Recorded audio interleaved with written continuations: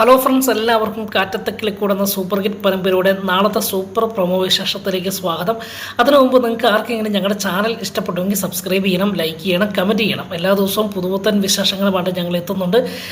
പ്രത്യേകിച്ച് നമ്മുടെ അലീനയുടെയും മനുവിൻ്റെയും കഥയായ മഴ തോരും മുമ്പേ എന്ന പരമ്പരയുടെ പ്രൊമോ വിശേഷവും രാത്രി 9 മണിക്ക് നമ്മൾ ഇടുന്നുണ്ട്. അതും കൂടെ കയറി കാണാൻ നിങ്ങൾ ശ്രമിക്കണേ. അങ്ങനെ വരും ദിവസത്തെ നമ്മുടെ നിധിയുടെയും സുതീഷിൻ്റെയൊക്കെ കഥയിലെ ഒരു സിനിമയെ വെല്ലുന്ന ഒരു പ്രകടനമൊക്കെയാണ് നമ്മൾ കാണാൻ പോകുന്നത്. നമ്മൾ അപ്കമിങ് വിശേഷങ്ങളിലൂടെ പറഞ്ഞ വിശേഷമാണ്. എന്തായാലും ഡെയിലി വിശേഷത്തിൽ കാണാൻ പോകുന്നത് നിധിയുടെ അച്ഛൻ്റെ തന്ത്രപരമാകുന്ന നീക്കത്തിൽ സുധീഷും സുഭാഷും അതുപോലെ നിധിയുമൊക്കെ പെട്ടുപോകുന്ന ചില എപ്പിസോഡുകളാണ് നാളെ മുതൽ നമ്മൾ കാണാൻ പോകുന്നുണ്ട്. എന്തായാലും നയപരമായിട്ട് നിധിയുടെ വീട്ടിലെത്തി സുധീഷിനോടും നിധിയോടും സ്നേഹപ്രകടനങ്ങൾ കാണിക്കുന്ന രാജീവനെയാണ് കാണുന്നത്. അങ്ങനെ എല്ലാവരും കണ്ണടച്ച് വിശ്വസിക്കുകയാണ് രാജീവൻ തൻ്റെ മോളെ അന്വേഷിച്ച് വന്നതാണ്. മോളോടുള്ള സ്നേഹമുണ്ട്, അത് വേറൊരു കാര്യം. പക്ഷേ ആ സ്നേഹത്തിൻ്റെ പുറത്ത് സുധീഷിനെയും നിധിയെയും മരുമകനായും മകളായിട്ടും അംഗീകരിച്ചു എന്ന് വരുത്തി തീർക്കുന്ന ചില രംഗമൊക്കെയാണ്. അങ്ങനെ ആഹാരമൊക്കെ കഴിച്ച് ഒരുപാട് സമയം സുധീഷിൻ്റെ വീട്ടിൽ ചെലവഴിച്ചതിന് ശേഷം പോകാൻ നേരത്ത് ഇപ്പോൾ നാളത്തെ എപ്പിസോഡിൽ കാണുന്നുണ്ട്. പോകാൻ നേരത്ത് സുഭാഷിനോടായിട്ട് യഥാർത്ഥത്തിൽ സുഭാഷിനെയാണ് ആ വീടിൻ്റെ നാഥനായിട്ട് രാജീവൻ കാണുന്നത്. അങ്ങനെ പോകാൻ നേരത്ത് പറയുകയാണ്, നിധിയെ ഞാൻ വീട്ടിലേക്ക് ഒന്ന് കൊണ്ടുപോകട്ടെ, അവളുടെ വീടും കൂടിയല്ലേ അത്, അതുകൊണ്ട് നിധിയെയും അവളെയും ഞാനൊന്ന് കൊണ്ടുപോവാം എന്ന് പറയുകയാണ്. ഈ സമയത്ത് പെട്ടെന്ന് ഭാസ്കരൻ ചോദിക്കുന്നുണ്ടോ, നിധിയെ കൊണ്ടുപോയിട്ട് തിരിച്ച് കൊണ്ടുവിടുവോ എന്ന് ചോദിക്കുകയാണോ. ഈ സമയത്ത് രാജീവൻ പറയുന്നത്, നിങ്ങൾക്ക് അങ്ങനെ ഒരു സംശയം വേണ്ട, സംഭവിച്ചതൊക്കെ സംഭവിച്ചു. ഇനിയിപ്പം അതിനെ നമ്മൾ എന്തൊക്കെ കാണിച്ചാലും അതിനെ നമുക്ക് മാറ്റിയെടുക്കാൻ കഴിയത്തില്ല. അതുകൊണ്ട് നിങ്ങളുടെ വിശ്വാസത്തിന് വേണ്ടി ഞാൻ അങ്ങനെ ഒരു കാര്യം ചിന്തിച്ചിട്ടേ ഇല്ല. പക്ഷേ നിങ്ങൾക്ക് സംശയമുണ്ടെങ്കിൽ ഞാൻ സുധീഷിനെ കൂടെയാണോ കൊണ്ടുപോകുന്നത്, അതുകൊണ്ട് നിങ്ങൾ ആരും പേടിക്കേണ്ട. എൻ്റെ മോളായിട്ടും മരുമകനായിട്ടും ഞാൻ സുധീഷിനെ നിധിനെയുമാണ് എൻ്റെ വീട്ടിലേക്ക് ക്ഷണിക്കുന്നത്. അതിന് നിങ്ങൾക്ക് ആർക്കും തടസ്സമില്ലല്ലോ എന്ന് ചോദിക്കേണ്ട. ഇത് കേട്ടപ്പോൾ സുഭാഷിന് പെട്ടെന്ന് ഒരു സന്തോഷം തോന്നി. കാരണം നിധിയുടെ അച്ഛൻ സുധീഷിനെ മരുമകനായി കാണുകയാണോ എന്ന് പോലും തോന്നിപ്പോവുകയാണോ. അതേ രീതിയിലുള്ള പ്രകടനങ്ങളൊക്കെയാണ് രാജീവൻ അവിടെ പ്രകടമാക്കുന്നത്. എന്നിട്ട് സുധീഷിനെ നേരെ നോക്കിയിട്ട് രാജീവൻ ചോദിക്കുക, എന്താ സുധീഷിന് വല്ല തടസ്സമുണ്ടോ നിധിയെ ഞങ്ങളുടെ വീട്ടിലേക്ക് വരുന്നതിന് എന്ന് ചോദിക്കുകയാണ്. അപ്പോൾ സുധീഷിന് മനസ്സിലായ കാര്യങ്ങൾ തന്നോട് വെല്ലുവിളിച്ചത് അതേപടി വെല്ലുവിളിയുടെ ഭാഗമായി നടക്കുന്ന ഒരു നാടകമാണ് എന്ന് സുധീഷിന് കൃത്യമായി അറിയാം. പക്ഷെങ്കിൽ അത് തുറന്നു പറയുവാൻ പറ്റാത്ത ചില സാഹചര്യങ്ങളൊക്കെ സുധീഷിൻ്റെ മുൻപിലുണ്ട്. പ്രത്യേകിച്ച് നിധിയെ അന്വേഷിച്ച് നിധിയുടെ അച്ഛൻ വന്നതിന് ശേഷം നിധിയുടെ മുഖത്ത് കാണുന്ന ആ സന്തോഷവും ആ ആനന്ദവുമൊക്കെ സുധീഷായിട്ട് തല്ലിക്കിടത്തണ്ട എന്ന് സുധീഷ് കരുതി കാണും.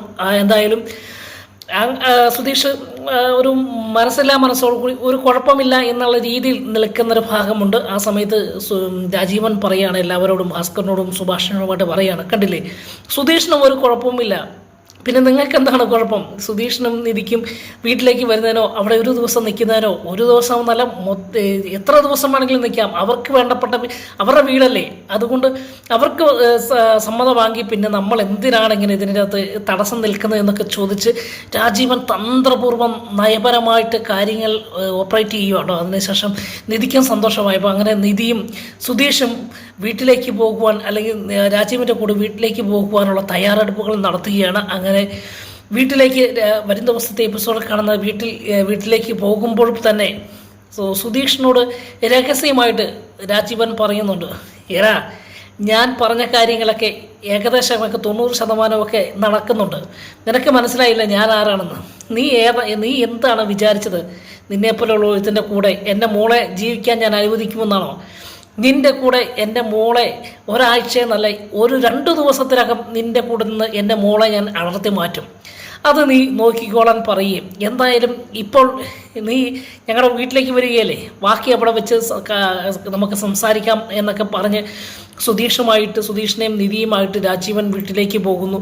വീട്ടിൽ ചെല്ലുന്നത് എല്ലാവരുടെയും മുൻപിൽ വെച്ച് സന്തോഷത്തോടു കൂടി രാജീവൻ ഇടപെടുകയാണ്. ഈ സമയത്ത് അരുണ് ചെറിയ സംശയങ്ങളൊക്കെ ഉണ്ട്. ഈ അച്ഛൻ എന്താണ് കാണിക്കുന്നത്, എന്തിനാണ് ഇവളെയും വിളിച്ചുകൊണ്ട് ഇങ്ങോട്ട് വന്നിരിക്കുന്നത് എന്നൊക്കെ ചോദിക്കുക.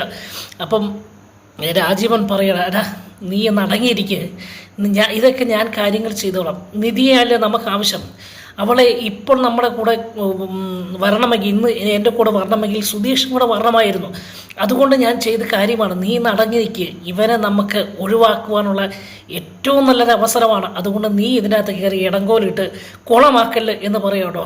എന്തായാലും അരുണിന് മനസ്സിലായി അച്ഛൻ കാണിക്കുന്ന എന്തോ, അച്ഛൻ ചെയ്തുകൊണ്ടിരിക്കുന്നത് ഇവരെ ഒഴിവാക്കുവാൻ വേണ്ടിയുള്ള തന്ത്രമാണ് എന്ന് മനസ്സിലാക്കിയത് കൊണ്ട് തന്നെ ആളുകളുടെ എല്ലാം മുന്നിൽ വെച്ച്, അല്ലെങ്കിൽ നിധിയുടെ അമ്മയുടെയും അതുപോലെ ഏട്ടത്തിയുടെ ഒക്കെ മുൻപിൽ വെച്ച് വളരെ സ്നേഹത്തോടു കൂടി സുധീഷിനോട് ഇടപെടുന്നു. സുധീഷിനെ വീട്ടിലേക്ക് ക്ഷണിച്ചുകൊണ്ട് പോകുന്നു. ഇതിനിടയിൽ നിധി എല്ലാവരെ തൻ്റെ അമ്മേനെയും ഏട്ടത്തിനെയും ഒക്കെ കണ്ടതിൻ്റെ സന്തോഷത്തിൽ മതിമറന്ന് അവരോടൊപ്പം നിൽക്കുന്ന ഈ സമയം അതിനുശേഷം റൂമിലേക്ക് പോകുന്നു. സുധീഷ് ഒറ്റപ്പെട്ടു പോകുന്ന ചില സാഹചര്യങ്ങളൊക്കെ വരുന്ന ദിവസത്തെ എപ്പിസോഡ് നമ്മൾക്ക് കാണാം. അങ്ങനെ സുധീഷ് അവിടെ നിൽക്കുമ്പോൾ രാജീവൻ വരികയും തൻ്റെ തോളത്ത് കൈയിട്ടിട്ടുകൊണ്ട് ഞെക്കിപ്പിടിക്കുന്ന ചില സാഹചര്യമുണ്ട്. അങ്ങനെ സുധീഷിൻ്റെ മേൽ ആധിപത്യം ചെലുത്തുന്ന രംഗങ്ങൾ വരുന്ന ദിവസം ആദ്യം തന്നെ അരുൺ തുടങ്ങിയാണ്. അങ്ങനെ